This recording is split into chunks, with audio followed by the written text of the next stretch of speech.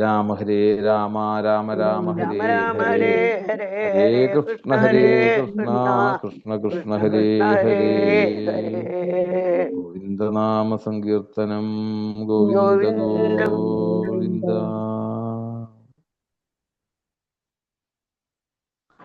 പല ദിക്കുകളിലായിക്കൊണ്ട് ഭക്തന്മാര് പല തരത്തിലുള്ള ആരാധനകള്, വ്രതങ്ങൾ അനുഷ്ഠിക്കുക, ഭഗവാന്റെ മുമ്പിൽ ചെന്ന് നമസ്കരിക്കുക, ദണ്ഡ നമസ്കാരം ചെയ്യുക, അതുപോലെ തന്നെ ശയനപ്രദക്ഷിണം ചെയ്യുക, വഴിപാടുകൾ കഴിക്കുക എന്ന് വേണ്ട ഭക്തന്മാര് പലതരത്തിലുള്ള അനുഷ്ഠാനങ്ങൾ ചെയ്യുന്നതൊക്കെ എന്തിനു വേണ്ടിയിട്ടാണ്? ലോക നന്മയ്ക്ക് വേണ്ടിയിട്ട്. നിസ്വാർത്ഥമായിട്ട് ധാരാളം ഭക്തന്മാര് ഇതുപോലെ പലതരത്തിലുള്ള ആരാധനകൾ ചെയ്യുന്നു. പിന്നെയോ ബ്രാഹ്മണര്, ജ്ഞാനികളായിട്ടുള്ള ബ്രാഹ്മണര് അവരുടെ പെരുമാറ്റത്തിലൂടെ മറ്റുള്ളവർക്ക് ആ ഈശ്വര തത്വത്തെ കാണിച്ചു കൊടുക്കുന്നു. എല്ലാ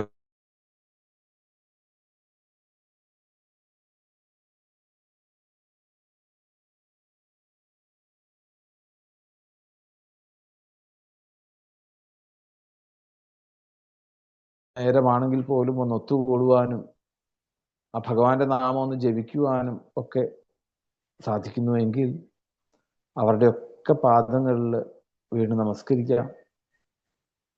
എല്ലാ ഭക്തന്മാർക്കും ഗുരുക്കന്മാർക്കും ഋഷീശ്വരന്മാർക്കും ഒക്കെ പാദങ്ങളിൽ ദണ്ഡ നമസ്കാരം ചെയ്തുകൊണ്ട് നമുക്ക് ഇന്നത്തെ ഈ സുപ്രഭാതത്തെ വരവേൽക്കാം. നമ്മളുടെ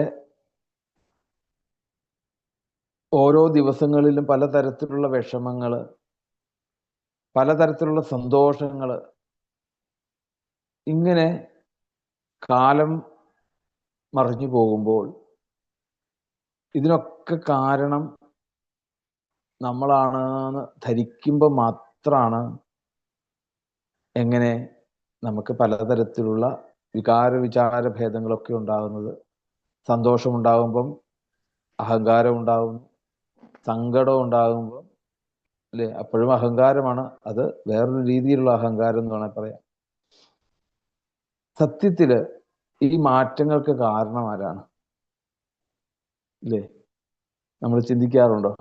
നമ്മളുടെ ഓരോ ദിവസങ്ങളും ഒരേപോലെ ആവാത്ത എന്തേ?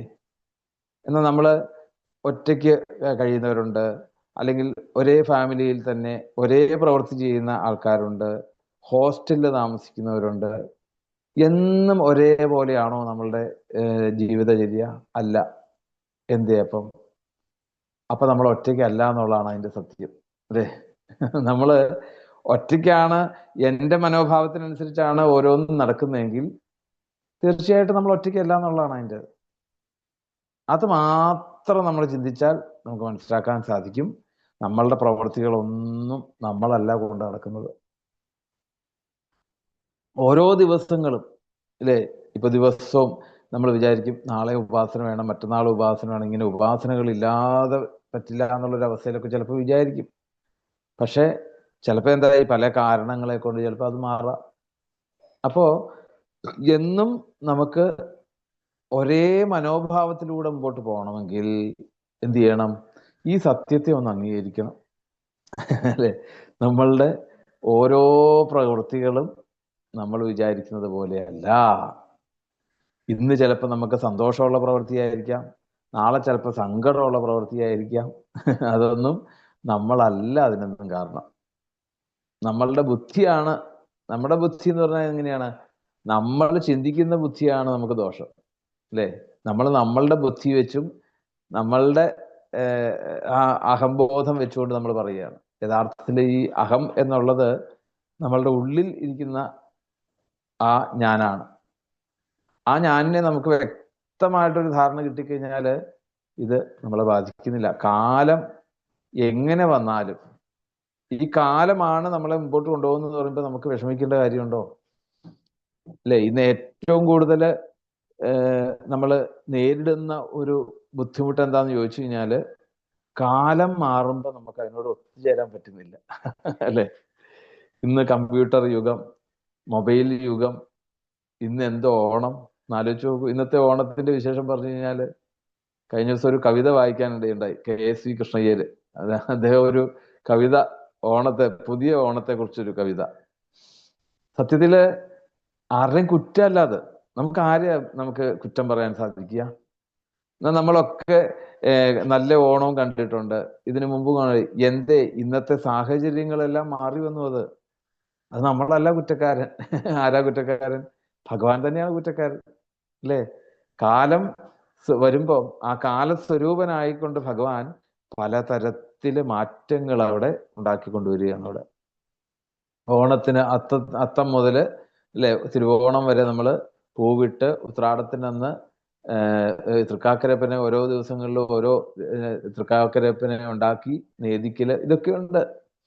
പക്ഷെ ആ ഓണമൊക്കെ നമ്മളിൽ നിന്ന് തന്നെ വിട്ടുപോവുകയാണ് സത്യത്തില്. അപ്പം എന്നാൽ നമ്മൾ ഇതിനു മുമ്പ് ആചരിച്ചാണെങ്കിൽ എന്തേ നമുക്ക് വീണ്ടും അതേപോലെ തന്നെ മുമ്പോട്ട് കൊണ്ടുപോകാൻ പറ്റാത്തത്? അപ്പൊ നമ്മൾ ചിന്തിച്ചു കൊള്ളുക, ഇതിനൊക്കെ കാരണം കാലമാണ്. ആ കാലത്തെ അംഗീകരിച്ചാൽ മതി. അപ്പൊ നമുക്ക് പൊരുത്തപ്പെട്ടു പോകാൻ സാധിക്കും. നമ്മൾക്ക് ഇന്നത്തെ കാലത്ത് ജീവിക്കുകയും ചെയ്യും, പഴയ കാലത്തിലുള്ള രീതിയിൽ നമുക്ക് വേണമെന്ന് മോഹിക്കുകയും ചെയ്യാം, ഇല്ലേ? നമ്മൾ നമ്മൾ ഈ ഒരു സത്സംഗം നടത്തുന്നത് എങ്ങനെയാ ശരിക്കും, അല്ലേ? എത്ര ഒരു സാങ്കേതികമായിട്ടുള്ള പുതിയ ഒരു ഇതിലൂടെയാണ് നമ്മളിപ്പം ഇന്നിങ്ങനെ ഒരു സത്സംഗം നടത്തുന്നത്. നമുക്ക് അംഗീകരിക്കാതിരിക്കാൻ പറ്റുമോ? നമുക്ക് ആനന്ദിക്കാതിരിക്കാൻ പറ്റുമോ? അവിടെ നമ്മൾ എത്ര കണ്ട് ആനന്ദിക്കുന്നു ശരിക്ക്.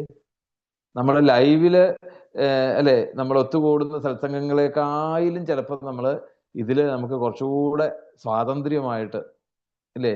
അപ്പൊ നമ്മൾ ആലോചിച്ച് നോക്കൂ, ആ കാലത്തെ നമുക്ക് അംഗീകരിക്കണ്ടേ നമ്മള്? അപ്പം ഞാൻ ഇത് പറയാൻ കാരണം എന്താ വെച്ചാൽ വേറൊന്നുമില്ല, പലതരത്തിലുള്ള ദുഃഖങ്ങൾ ഇന്ന് കണ്ടെടുക്കുന്ന ഓരോ വഴികളാണ്, അല്ലേ? നമ്മൾക്ക് വിചാരിക്കും, ഈശ്വരാ പണ്ടൊക്കെ എന്തായിരുന്നു ഓണം എന്നൊക്കെ പറഞ്ഞാൽ എന്തൊരു രസമായിരുന്നു, അല്ലേ?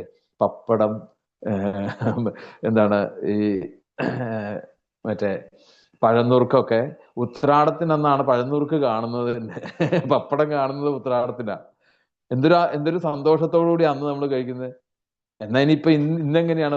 ഇന്ന് 4 നേരവും കഴിക്കുന്നുണ്ടെങ്കിൽ 4 നേരവും പപ്പടം ഉണ്ടാവും, പഴന്നുറുക്കും ഉണ്ടാവും, ഓണക്കോടി ഉണ്ടാവും. ഇപ്പം കോടിക്ക് ഒക്കെ അതിനൊന്നും പ്രാധാന്യം ഇല്ലാതായി. അപ്പം ഇതൊന്നും ഓർത്ത് നമ്മൾ വിഷമിക്കേണ്ടെന്ന് പറയുകയാണ്, അല്ലേ? ഇന്ന് ഏറ്റവും കൂടുതൽ വിഷമിക്കുന്നത് പഴയ യാഥാസ്ഥികത ഉള്ളിൽ നിർത്തിക്കൊണ്ടിരിക്കുന്ന അമ്മമാർക്കൊക്കെ ഭയങ്കര വിഷമായിരിക്കും. പണ്ട് ഞങ്ങൾ എങ്ങനെയായിരുന്നു. പക്ഷേ അതിന് പകരം എന്ത് വേണം? അപ്പൊ ഇന്നത്തെ കാലഘട്ടത്തിന് എന്തൊക്കെയാണോ സന്തോഷമായിട്ട്, അന്നത്തെ സന്തോഷം അതായിരുന്നു എങ്കിൽ ഇന്നത്തെ തലമുറകൾക്ക് ആ സന്തോഷം പങ്കിടാൻ അവർക്ക് സാധിക്കുന്നില്ല, അവരറിയുന്നില്ല. അത് കാലം മാറ്റി. അവിടെ നമ്മളല്ല മാറ്റിയത്, കുട്ടികളും അല്ല, പുതിയ തലമുറയല്ല മാറ്റിയത് അവിടെ. അപ്പം പുതിയ തലമുറയിൽ എന്താണോ ഇന്ന് സന്തോഷത്തിനുള്ള കാരണങ്ങൾ, ആ സന്തോഷത്തെ നമുക്ക് സ്വീകരിക്കുക നിവൃത്തിയുള്ളൂ. അതിനൊന്നേ മാർഗമുള്ളൂ, കാലം അംഗീകരിക്കുക. കാലമാണ് മാറ്റം. നമ്മൾ ഇതെല്ലാം എന്ത് ചെയ്യും? നമ്മൾ പുതിയ തലമുറയെ അങ്ങോട്ട് ആരോപിക്കും. അവര് കണ്ടിട്ട് തന്നെ ഇല്ല ഈ ഓണം. എന്നിട്ട് അവരോട് പറയും ഇങ്ങനെയൊന്നും അല്ല ഓണം എന്ന് പറഞ്ഞ്. എൻ്റെ ഉണ്ണിയോട് ഞാൻ ചോദിച്ചു, ഓണം എത്ര ദിവസമാണെന്ന് ചോദിച്ചു. ഉണ്ണി പറഞ്ഞു 3 ദിവസം എന്ന് പറഞ്ഞു കൊണ്ട്. അപ്പോഴാണ് ഞാൻ മനസ്സിലാക്കിയത് ഓണത്തെക്കുറിച്ച് ഒരു വിവരം ഉണ്ണിക്ക് ഉണ്ടായിട്ടില്ലോ. എന്നിട്ട് ഞാൻ പറഞ്ഞു, ഇനി മറ്റേ ഐതിഹ്യമാല എടുത്ത് വായിച്ചു നോക്കൂ, അതിലൊക്കെ ഓരോ കഥകളുണ്ട്, അതെല്ലാം വായിച്ചു നോക്കൂ. ഇനി വായനയിൽ നിന്നേ കിട്ടാൻ മാർഗമുള്ളൂ, അല്ലേ? ആ മുത്തശ്ശി കഥകൾ മാറി, അച്ഛനമ്മമാര് പറഞ്ഞു കൊടുക്കുന്ന രീതികൾ മാറി, ആർക്കും സമയമില്ല ഇവിടെ. അപ്പം കാലത്തെ നമുക്ക് ഒന്നും ചെയ്യാനില്ല അവിടെ. ഇനി അതിന്റെ പേരിൽ നമ്മൾ പരിഭവിച്ചിട്ട് കാരണം, എൻ്റെ ഉണ്ണിക്ക് ഓണത്തെക്കുറിച്ച് അറിയില്ലല്ലോ ഈശ്വര എന്ന് പരിഭവിച്ചിട്ട് കാര്യമുണ്ടോ? പരിഭവിക്കേണ്ട കാര്യമില്ല. അപ്പം അതിന് മറുവശമായിട്ട് പലതും അത് മറ്റു രീതിയിൽ അറിവുകൾ അവിടെ സ്വീകരിക്കുന്നുണ്ടാവും. അപ്പം ഇതാണ് ശരിക്ക് ഇന്നത്തെ ഏറ്റവും വലിയ ദുഃഖങ്ങൾ ഉള്ള കാര്യങ്ങൾ. ദുഃഖത്തിന്റെ കാരണങ്ങൾ അതാണ്. ഇനി നമ്മളൊന്ന് ഓരോന്നും സൂക്ഷ്മമായിട്ടൊന്ന് പരിശോധിച്ച് നോക്കിയാൽ മതി. നമ്മളുടെ ദുഃഖത്തിന്റെ കാരണം നമ്മളുടെ മനോഭാവമാണ്. നമ്മളുടെ കണക്കുകൂട്ടലുകൾ തെറ്റുമ്പോൾ ദുഃഖമായി. നമ്മളുടെ കണക്കുകൂട്ടലുകളൊക്കെയാണ് ശരിയെന്ന് ധരിക്കുന്നതിന് തെറ്റാണ്. അത് ആദ്യം മാറ്റുക. കിട്ടുന്ന ദിവസവും ആ കിട്ടുന്ന അന്തരീക്ഷവും അത് നമ്മുടെ മനസ്സിനെ സന്തോഷിപ്പിക്കാൻ നമ്മൾ തയ്യാറാകുക. അത്രേ ഉള്ളൂ ചെയ്യാൻ. വേറെ ഒന്നും നമുക്ക് ചെയ്യാനില്ല. ഓരോ ദിവസങ്ങളും ആ ദിവസത്തെ സന്തോഷിപ്പിക്കാൻ നമ്മൾ ശ്രമിക്കുക. അല്ലേ? നമ്മളല്ലേ ഈ സന്തോഷവും സങ്കടവും ഒക്കെ ഉണ്ടാക്കുന്നത്. നമ്മളുടെ മനോഭാവം അത് സന്തോഷത്തിലേക്ക് എത്തിക്കുമ്പോൾ നമുക്കത് സന്തോഷമായി, ആ ദിവസം സന്തോഷമായി. മറ്റേ അങ്ങനെയല്ല, രാവിലെ എഴുന്നേറ്റ് വരുമ്പോഴത്തേക്കിന് എന്തെങ്കിലും ഒരു ബുദ്ധിമുട്ടോ എന്തെങ്കിലും ഒരു വിഷമം കേട്ട് കഴിഞ്ഞാൽ ഇന്നത്തെ ദിവസം പോയി, അപ്പോഴേ തീരുമാനിച്ചു. അങ്ങനെയല്ല. പ്രകൃതിയിലെ മാറ്റങ്ങള് അത് കാലം അത് അങ്ങനെ വരൂ, അത് യാതൊരു സംശയവുമില്ല. അല്ലെ? പലരുടെ വിയോഗങ്ങള് അല്ലേ? പേപ്പർ എടുത്തു കഴിഞ്ഞാൽ 8-ാം പേജ് എടുത്ത് നോക്കിക്കഴിഞ്ഞാൽ പിന്നെ നമുക്ക് അന്നത്തെ ദിവസം പോയി എന്ന് പറയാം. ഇതുകൊണ്ട് പേപ്പർ വായിക്കാതിരിക്കാൻ പറ്റുമോ? പേപ്പർ വായിക്കാതിരിക്കാൻ പറ്റില്ല. അപ്പൊ ഇതൊക്കെ കാലം എന്നുള്ള ആ ഈശ്വരന്റെ അവതാരം അത് മാറ്റിക്കൊണ്ടേയിരിക്കും. അതിലൊന്നും നമ്മൾ വെറുതെ തലയിടണ്ട. നമ്മൾ എന്ത് ചെയ്യണം? നമ്മൾ അതൊക്കെ ഈശ്വര ലീലയാണെന്ന് വിചാരിച്ച് മനസ്സിലാക്കിക്കൊണ്ട് അന്നന്നത്തെ ദിവസത്തെ സന്തോഷമാക്കി എടുക്കാൻ ശ്രമിക്കുക. അത്രേ ഉള്ളൂ. അല്ലെ? അതിനുവേണ്ടിയാണല്ലോ നമ്മളിപ്പോൾ ഈ രാവിലെ ആണെങ്കിലും ഈ ഒരു ആചാര്യമൊഴി എന്നുള്ള രീതിയിൽ വെക്കാൻ തന്നെ കാരണം അത് തന്നെയാണ്.